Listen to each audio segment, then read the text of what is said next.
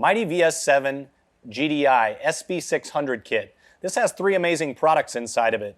It's got 2 10-ounce cans of our total intake system cleaner, 1 bottle of our OL105 crankcase cleaner, and then 1 bottle of our SB304. That's our dual tech fuel system additive. All of these do an incredible job of cleaning these gasoline direct inject motors, which can have incredible carbon buildup and cause performance robbing situations. Larry, tell us how we can apply this great kit with our applicators. A couple of different ways to do that, Matt.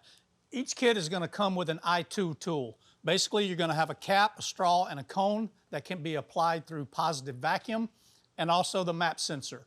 The second tool is our S3 tool.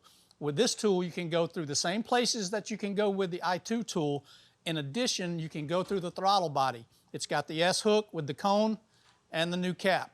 So either way you do it, whichever way, through the map sensor, positive vacuum, or through the throttle body, excellent kit for GDI situations.